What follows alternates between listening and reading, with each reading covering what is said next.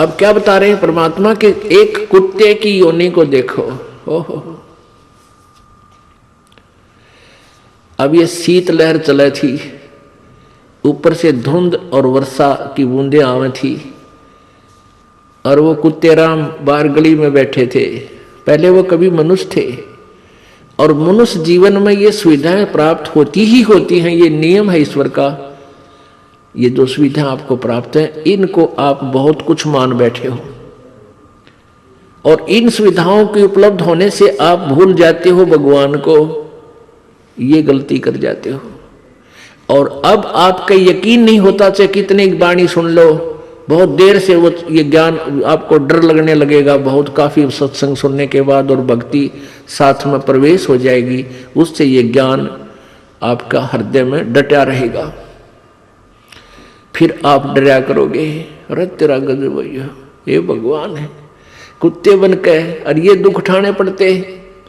आज शराब पी करके और थाली का ठोकर मारते हैं, फेंक देते हैं थाली को, बड़ी बड़ाई भोजन से तैयार थाली को फेंक देते हैं,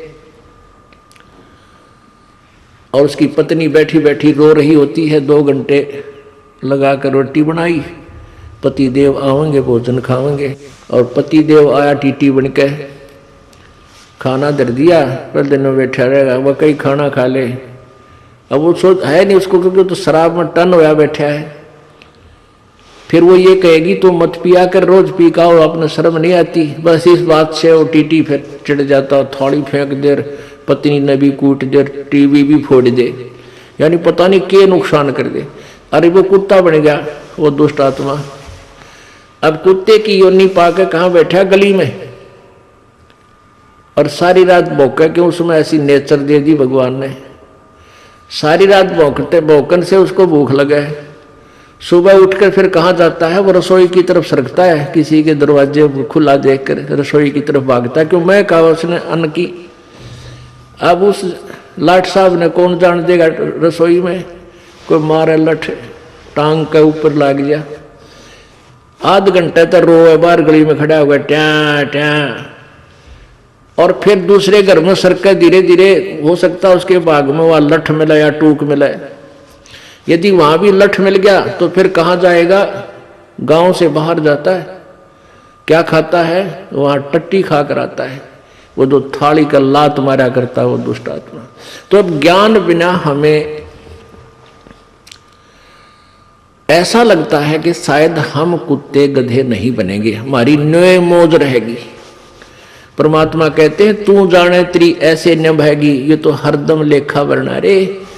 छोटे बालक थे, कोई चिंता नहीं थी, कूदते फिरो थे, हैं कोई, और फिर जवान हो गए, रोजी रोटी की चिंता बनी।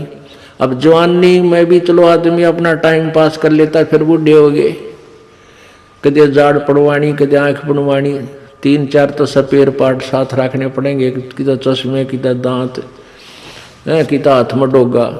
तो कहते तू न सोचा था कि मैं सदा जवान रहूंगा या ऐसे ही मेरी बात बनी रहेगी, नहीं, ये तो एक सांस सांस का अकाउंट तेरा प्रतिदिन हो रहा है, और एक दिन ऐसा होगा आप शरीर छोड़कर जाओगे, अवश्य जाओगे, ये तो पता है। और फिर जिन्होंने पुण्य नहीं किए, सतगुरु का संग नहीं किया, वो फिर 84 लाख योनियों में धक्के खाएंगे। सुखदेव ने 84 भुगती बना पजावे खरवो, तेरी क्या बुनियाद प्राणी तू पेंडा पंथ पकड़वो। होय होय। आन उपासना करने वाले एक सतगुरु को छोड़कर अन्य जो साधना किसी भी संत या किसी सतर की, वेदों तक की सतर का भी कोई गुरु आपको मिला है, तो भी आपकी ब्राह्मटी दुर्गति समाप्त नहीं हुई।